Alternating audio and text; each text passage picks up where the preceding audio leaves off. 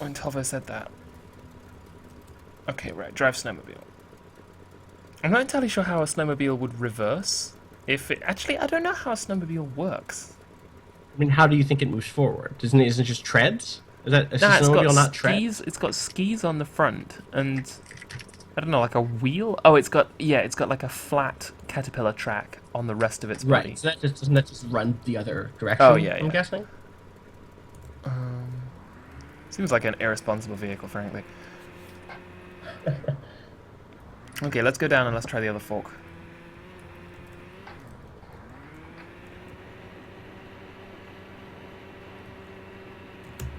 Okay.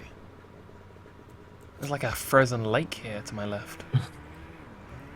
Rhetorical acrobat says, yes, I'm dying of exposure. What a pretty jacket. I'd better take a picture of it. Uh-oh, road's blocked. Yeah, I don't think we can get over this, Austin. Oh, I guess we could go round it. That's a strategy that I hadn't thought of. So I guess the thing here was get the skidoo. Oh, we did a jump. And Devious Vacuum confirms it is definitely a ski-doo. Oh. oh, this is just the end? But I'm going to call it... Oh, really? Maybe there's something we didn't explore. Oh, we're getting a trailer now. If you don't want spoilers, look away.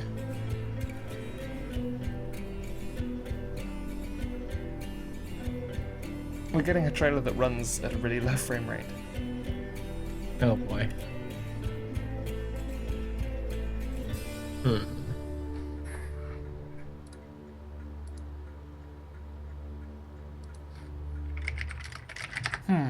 Maybe there's something that we're I am missing. now curious. Yeah, I'm curious to see if... Yeah, I'm curious if there is more to the demo. Reload the thing again, yeah. They did describe it as like a short narrative demo for their Kickstarter campaign. Right, right.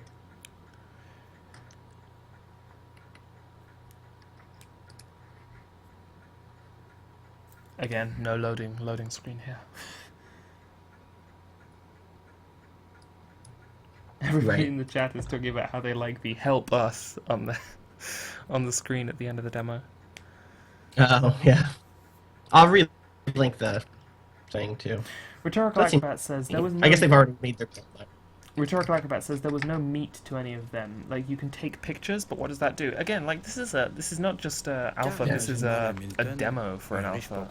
I assume, like, elements of this game feel well designed enough to suggest that other elements are not extraneous. Like, I reckon, I don't know. Oh, there's the wolves running across the road there. I always forget about those. Ooh, I hadn't seen those.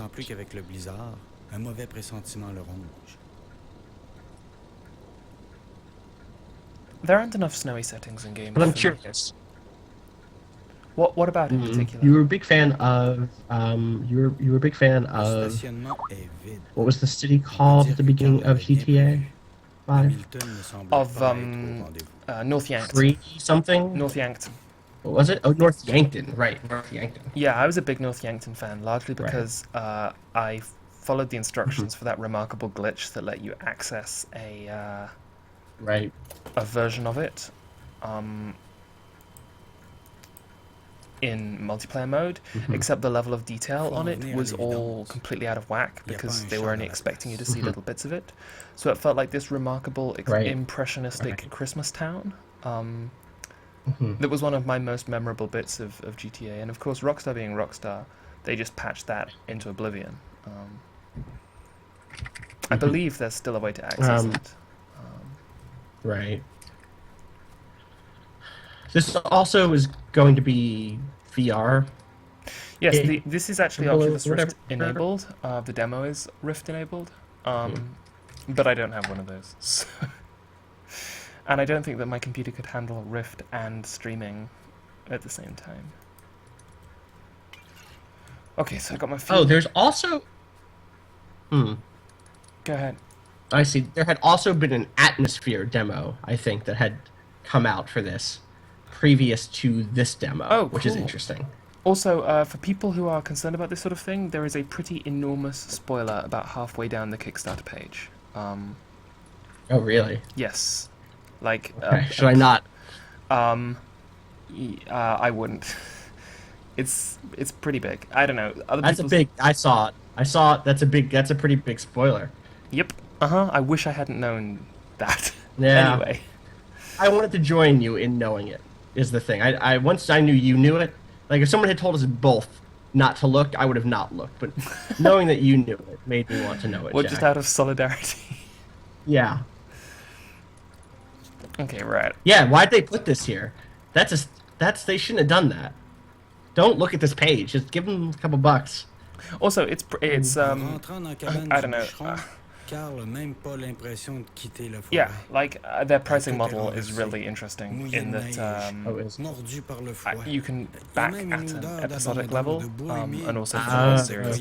So I could drop $5. I could or drop $7. You can get the first episode. Yeah, I could drop like £5 and get the first episode, which I think is probably something I'm going to do just for curiosity's sake, to be honest. Yeah. Right, so I'm gonna go this way, past the house, down the other fork of the And the road. 3 devs on it, 2 of them are Beanox, former Beanox devs, which makes me feel good because it makes me feel like they've been making kind of middling Spider-Man games for half a decade, and then they get to make Kona. We're like, fuck this. And their programmer is was a robotics engineer. So hey, DVAC. I just had a look. It doesn't seem like there is anywhere else to go. Yeah, I think that might be it. I'm just following this animus. Oh dear. Oh yeah. Would you say you're following an animus? The kind of the blocker thing the animus has, you know, where it tells you that you can't go this way. Also, we may have lost our skidoo. It's just gone down here. Our skidoo.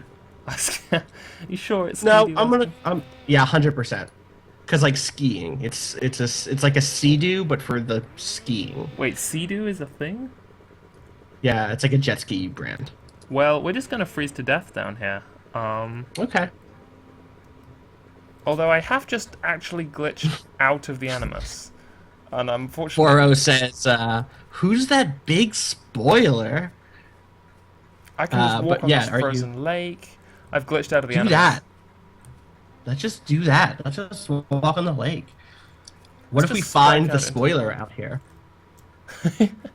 What if we find the LOD? Yep, well, we found it. Here it is. I'm walking among these... I'm going to see how far I can walk out into the glitch world before I freeze to death. That's fair. Oh, there's just an invisible wall here. Do you think you will actually freeze to death here? I don't know, or whether or not I'm just going to get a lot of screen effects. Maybe they're just... Yeah, maybe they'll just do the screen effects for this demo. I really, really like exploring bits of games where I shouldn't be. It's part of the reason why this GTA thing was so appealing to me. But there's something really nice about just like wandering around in spaces that developers didn't intend you to see and looking at the spaces that they did from these places. I love it when you fall out through levels. Because sometimes those other spaces weren't meant to be seen from that angle. I have to return to it. Jenny and I haven't played it in a while now, but in Divinity, one of the things that you can do is turn on a full 360-degree camera. Yes. That lets you move it around. But they're like, don't do this for our thing because our thing is not meant. Our campaign was not designed for this. But if someone else adds some mod, campaign, then it's in here for that. But I like turning it on for the main one because you can often turn the camera in such a way that you can see things from angles that just were not intended, and that's always very interesting looking. Yes, totally. There was what was it? The Stanley Parable is really interesting to see from like outside the level because it's essentially just like a really weird, interesting floor plan. There's a kind of like a snow dome here. Right. You've seen those fly-throughs through Dark Souls, right? Yes. Of like the full map layouts and stuff. It's not the exact same thing, but it's still very interesting to see that stuff. Andrew Clare says, to be honest, the spoiler is what sold me on the game. Yeah, I think that... I mean, I'm sure that's why they included it. Yeah. Yes, and like, I'm not saying that I don't think... I think talk a lot. I think it's probably a super good fit for the game. And I'm really excited to see it if they do it well. But at the same time, it's one of these things that I wish I had not known about going in. Right. Jack, you and I have had this talk a couple of times privately, I think, about how when I was a kid, I mentioned this already once in the stream, but my father used to own a bunch of clothing stores. Not a bunch. He had a handful of clothing stores A independently bunch of clothing owned. stores. Um, that did okay. They did okay. And he was a big proponent of like the hard sell. Like you go talk to every customer, tell them each, how they're doing. Here are some stuff that you should check out. Like really like pitch them hard on whatever sales you're having in the store. And I hated it. I hated doing it because as a consumer who would walk into a store to buy a pair of jeans, just let me fucking buy my own pair of jeans. But he insisted I do it. And over time, what I realized was that for every one of me who would coil back and react poorly to that, there were a dozen people who would make a purchase based on that. And I feel like this might be that same calculus, right? Which is like for every you or me, Jack, who doesn't want there to be this spoiler, who doesn't want to see what this thing is, and wants to just like play the game and be surprised by it. There are a dozen horror fans who want to see something. I guess I actually kind of spoiled a little bit there in what I said by saying No, horror I don't fans, think but that's like I don't think that's unfair. They've pitched. Okay. They one of the big things that they emblazoned on the screen was like a preview quote that was "The Shining meets Dear Esther." Sure.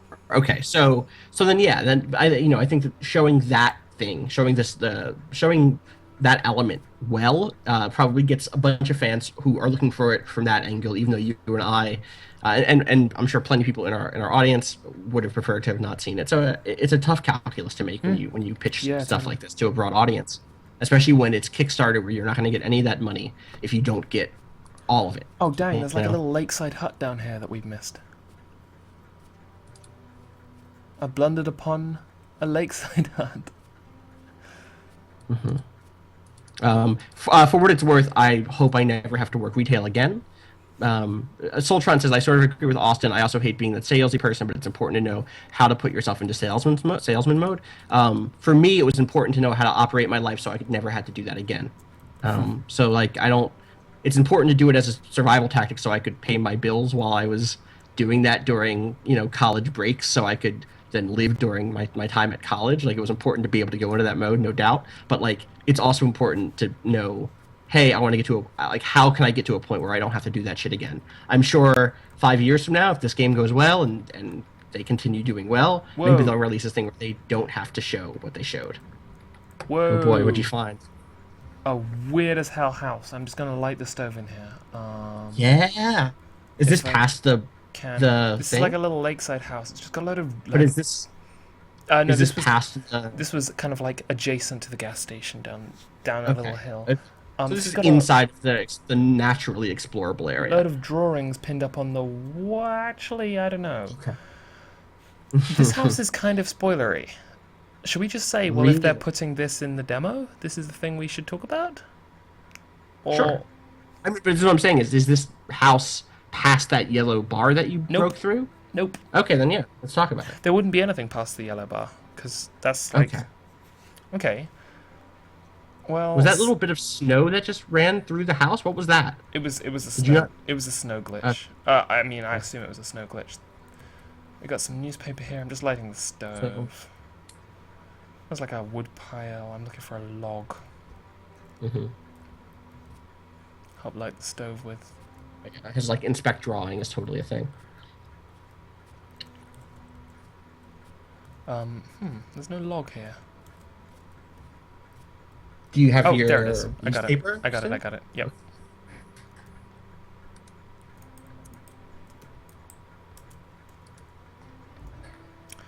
Okay, so here we have a load of drawings on the wall.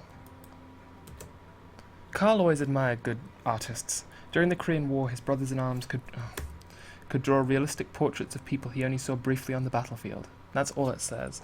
But these pictures, I don't know if Twitch shows, feature a kind of like a muscular, bearded, horned creature with hooked hands. Multiple studies of its face, and papers just scattered all over the floor. See, this is weird for me because that narration leaves. I don't know that I love that narration because once you go down the route of having access to this guy's reactions, to have him not comment further than, oh yeah, I like drawings, is really odd. It feel not odd. It feels like malnourished narration. You know. Yeah. It's a neat fact. I like that fact about who Carl is and blah blah blah. Like, okay, great. I get you're doing some characterization there. But once you have this constant narrative, once you have access to Carl's thoughts in any regard, yeah, I don't know. We got a letter here that says, "Dear Dr. I can't read the handwriting.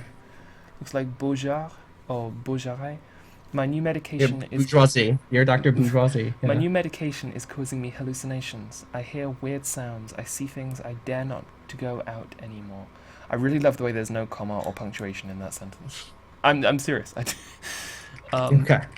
I see things I dare not to go out anymore. I know there's no cure to my disease, but I can't stand these after effects. I'd prefer dying sane than living insane. Please help me. Claude. Now, if this demo was less structured, this would be the point where we turn around and there'd be something behind us. Right. Or if this game was more structured. But I'm glad that there isn't. Right. Yeah. I'm glad that there's just weird drawings house. Mm-hmm. This dude drawing his thing. And I think that that's about all that we've got for the demo. It might be worth our while just seeing if we can find anything behind the gas station. Like up that hill behind. Did we not go down that? We did. We went up. Let's go up the hill and then. Yeah. I'm getting Yeti Hunter vibes here. Oh man, that was a thing to watch. Devious Vacuum says, "I'm concerned now that this is just going to be an elaborate Slender clone. The little bit, that's a distinct possibility. The little bits and pieces that I've seen could go both ways. They could go both ways.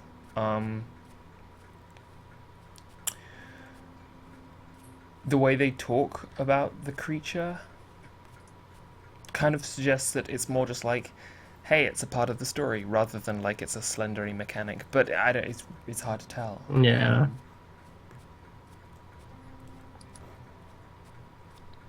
You played Slender, right? I played the original the original small release. I didn't play that full release. I've seen. Which one did we do on Streamfriends? Did we do one on Streamfriends? I'm pretty sure you, Phil, and Janine did one. Then we did that full release. We did like the big with multiple stages and stuff. You know? So memorable, I suppose. Which was like Slender. I know, not that. I've seen so many people play Slender over the last year from different game sites and stuff that like I can't remember when Phil did it. You know. Yeah. I don't remember the streams that we did last week. You know, people constantly quote me what did we do last week? On Twitter. I have no. Let me check. Let's see if I remember any of it. Probably Sims. Bulletstorm. We did Bulletstorm with Scott. That was pretty cool. That was good fun. But like, I don't remember what happened. I don't remember. You could tell me I said something terrible in that stream. I probably did. Someone probably yelled at me after for saying something bad. I don't remember. You didn't say anything bad in that stream. Oh, just nearly glitching out of the map again. Sultron says, what was that game with the orienteering mechanic? Maybe it'll play a bit like that. Miasmata? That game is Miasmata, yes. I still haven't played. I'm planning on playing it next month, though. You've not played Miasmata? I've never played it. I've watched 2 minutes of it. Are you going to do it over here with all these terrible people? Yes. By which I mean our audience? As part of #Streamfriends. Oh, cool. It's not a particularly scary... Like, if I'm awake for that, I'd love to get involved if you've got some empty spots. Please do, definitely. It's got maps in it, Austin, and you know my feeling on maps. No, listen, I've read about that game. I've seen enough of that game to know it was a thing I really wanted to play and didn't want to see any more of. And then 2 years later, I'm going to finally play it for an audience instead of by myself. So, I think we've about wrung the flannel of this demo free of water, icy water. I'm intrigued. Yeah, me too. $7 isn't much for access to the first episode of it, though. I will definitely wait until it's out because that's when I'll have money. Yes, like the thing I have to keep telling myself with Kickstarters when I have the funds to be able to go for them Mm-hmm. is, why am I doing this now? Like, why am I backing this now? If it's already gonna go, Yeah. And like- and you're not, and there's no way this is going to hit a stretch goal at this point, probably. no. You know? I'm peering very interestedly at the Pathologic remake Kickstarter, but at the same time, Yeah, I'm me like, too. I could probably. Well, there's still some early bird stuff on that, so I don't know. It might end up cheaper getting it that way. Yeah. I don't know. You have been watching Streamfriends. Will you continue to be watching Streamfriends tonight? Is there anything on, Austin? Good question. Yes. Han is going to do some Super Meat Boy tonight. Oh, from man. Long Night Rise. Oh, that So should that be should really be cool. a thing. Do we know what the trick is? What the challenge is? I don't know. It doesn't say here on the calendar. So. And who knows? Who knows if that'll? I don't know if he'll reschedule. I don't want to promise that. Yeah. Without Mom telling me that that's definitely a thing. Our attitude towards calendars is similar to Clementine's attitude towards not making promises in The Walking Dead, with just the "I can't make any promises" option.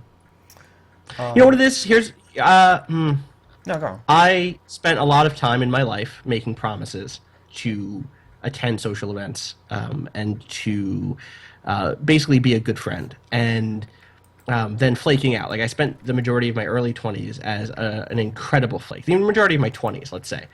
And then 2 years ago, a person I flaked out on really a lot, and didn't have many opportunities at a certain point to flake out on them, but still flaked out on them. So it counted even more. Do you know what I mean? Like, it's one thing if I flake out on a stream because there's going to be another stream tomorrow. I can not flake out on that. But this is a person I was only going to see every once in a while, and I flaked out on them, and then they died, and I felt terrible. Oh, wow. So what I decided at that point Jeez. was not to make promises unless I knew I was going to keep them. So that's a big part of why I don't want to have a schedule. Because the reason I'm addressing this is because it keeps coming up again and again and again on stream. And people will often make this argument, which is like, oh, but we'll understand if you want to cancel your stream, but it isn't about you understanding. Like, 95% of you will probably understand, but one person, I promise you, will message one of us in Steam and say, why did you cancel the stream? Yeah. Or on Steam. That has happened. Yeah. Two, it's not so much about what the audience wants so much as what we want. And what we want, or what I want, is the ability to cancel a stream instead of doing the stream from that added pressure, which is what I know we would all do. If we've all week we've said, oh, we're going to do Sims on Friday, it's going to be a 3-hour stream, and it hits Friday, there will be times when we're not up to it, and then we say, well, we've been saying it all week, let's just do it, and then that won't be up to quality. That won't be as good as it would be if we had just said, wait a day, we'll wait a day. You know what I mean? Yeah. So we've addressed this policy multiple times on in the chat, after streams when it comes up, but I don't think we've ever addressed it directly in a stream. So I wanted to do that just now, and who knows where this will be in a year from now. The other thing to remember here is Phil made a tweet the other day about how we finally got paid, and who knows what that'll be. That's not going to be any real money. But if this was a thing we were doing for real and had income coming from it, then that would be maybe one reason why we would end up moving towards a public schedule. These things can change, is what I'm saying. Yeah. I don't want to make a claim no, we'll never have a public schedule. But as it stands right now, I think we all value the flexibility of it to make sure that when we do get out here and do this stuff, it's when we can be with our hearts fully in it. Absolutely. I mean, I think,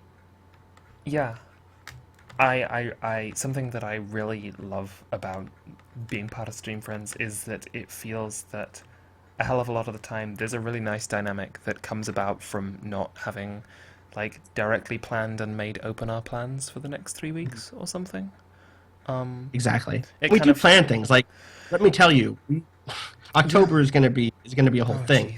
Jeez. So we're not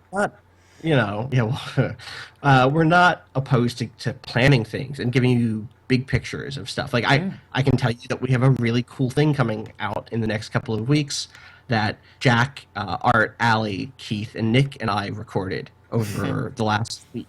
and we're gonna keep doing that thing too. So like I can tell you we have really cool stuff coming, but I did just want to address that because it's come up multiple times over the last couple of weeks, along with some other stuff, kind of like, oh, why aren't you guys doing this thing that other popular streams are doing right now? So who knows? Maybe we'll address some of that other stuff too as we come to decisions about that. But no, I think that's a fair addressal to make. Who are you? Who are you? Who are you I'm making Austin this Walker. address? You can find me at Austin_Walker on Twitter, the Calcutech here on Twitch, and at clockworkworlds.com, where you can find links to storifies I've done this week when people have tried talking to me about Gamersgate. So if you're curious about what I think of that, check that out. If you're watching this on the archives at streamfriends.tv and you're wondering what Gamersgate is, it's been a week. There's been a beautiful future in which you don't even recall this nonsense. Yeah. Uh-huh. All right. Have a love. Oh, Blazing Raven just linked to the Moonhunters Kickstarter in the chat. Yep, Moonhunters. Yep. Yep. That's. Have they hit 100K yet? They are at 95,188. So they'll hit it. There's plenty of time left. Cool. All right. Have a lovely evening, everybody. We will see you soon. Bye. Bye.